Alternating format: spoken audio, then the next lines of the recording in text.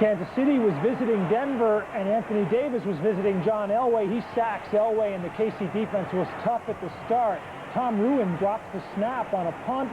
Greg Minuski recovers for Kansas City in Denver territory on the very next play. Rich Gannon, 26 yards to Andre Bad Moon Rison, and the Chiefs lead 7-0.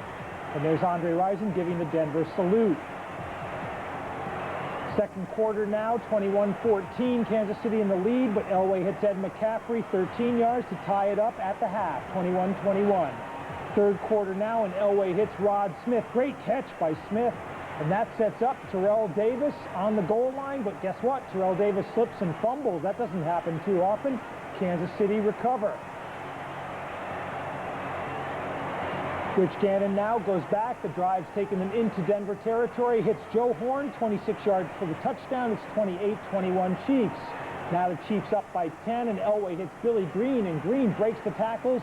He goes 50 yards. That set up Terrell Davis for a 1-yard touchdown run. He didn't fumble that time, and that made it 31-28.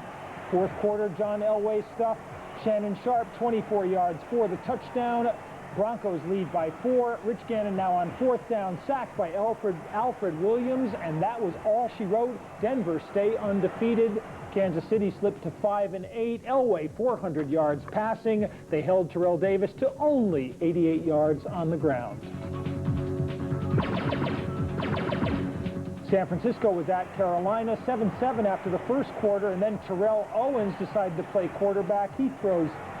Terry Kirby plays quarterback. He throws to Terrell Owens for the touchdown, 28 yards on the halfback option, and it's 14-7.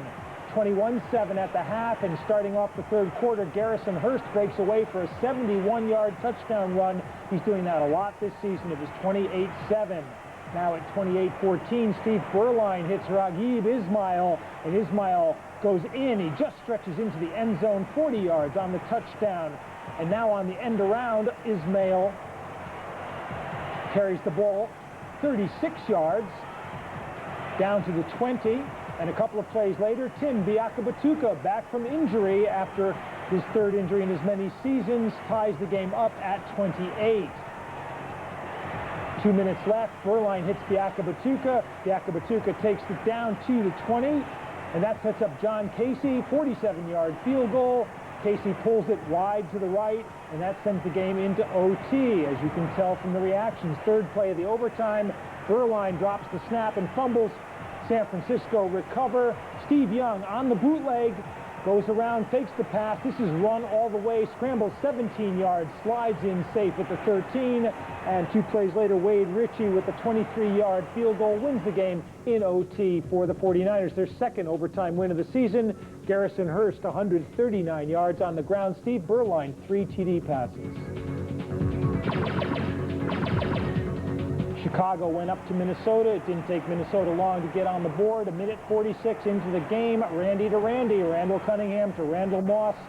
6-yard touchdown, 7-0. Leroy Horde was in at running back, replacing the injured Robert Smith. Cunningham hits him. Horde breaks a tackle, 24 yards in for the touchdown, 14-0 at the end of the first quarter. Second quarter action now, 20-0, and Randy Moss gets his second TD of the game. 3-yarder makes it 27-0. 27-0 at the half. Now in the third quarter, Steve Stenstrom goes long for Bobby Ingram. Ingram pulls it down over the shoulder, 47 yards. It's 27-7.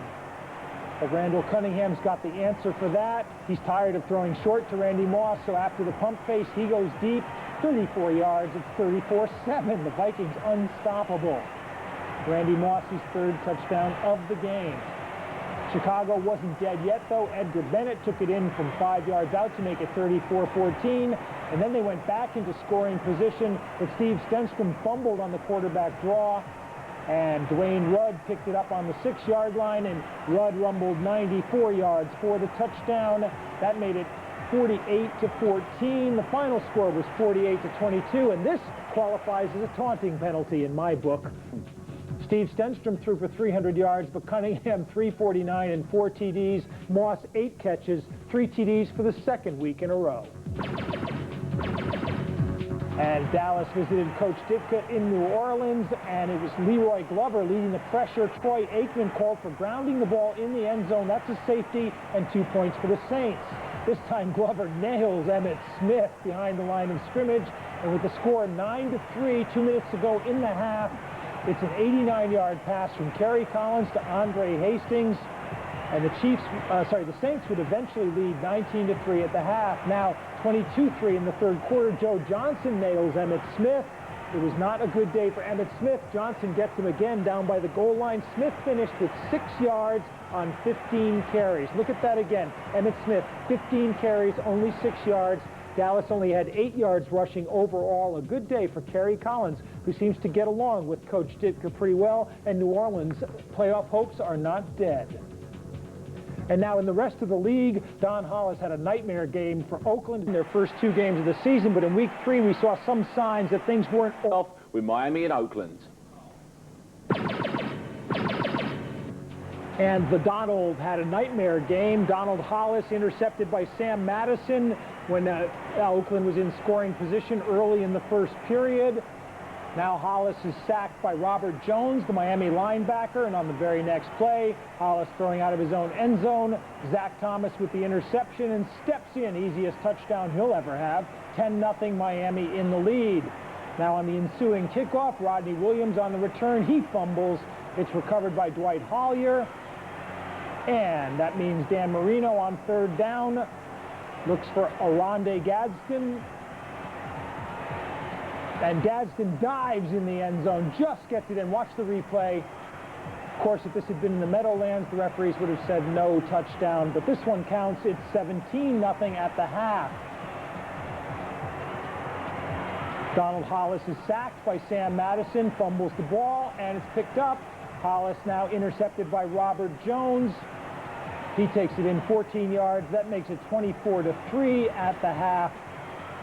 And the final score there was 27-7. A nightmare day for Hollis. He was intercepted 6 times, 4 interceptions by linebackers, and sacked 8 times as well. Tim Brown, 9 catches in the losing effort, but not enough. And look at Robert Jones's line. 3 tackles, 2 sacks, 2 interceptions. A good day for him. Tonight's aerial shot. And New England was at Pittsburgh. Drew Bledsoe and Terry Glenn were getting it together. This one for 43 yards. Glenn on the run, and that set up a field goal by Adam Vinatieri. Gave New England a 3-0 lead. Up now 6-0, and Bledsoe's intercepted by Levon Kirkland. That led to a field goal that made it 6-3. But Bledsoe came right back looking for Terry Glenn again. Unloaded. Glenn opened deep, and Glenn takes it 86 yards for the touchdown that made it 13-3. It was 13-6 at the half. And then in the third quarter, Pittsburgh still trailing 13-6. Cordell thinks he's got a touchdown to Charles Johnson, but it's broken up by Willie Big Play Clay. Fourth quarter now, 16-9, New England in the lead. Ball's fumbled by Bettis. He's hit by Chad Eaton. Lawyer Malloy recovers, and that sets up Robert Edwards on the 4-yard touchdown run. Makes it 23-9, and that's how it finished. Terry Glenn, 9 catches and almost 200 yards. Biggest day of his career. Chad Eaton, 8 tackles and 3 sacks. Cordell Stewart, a tough game for him. And just living back quickly to things, Miami, we've had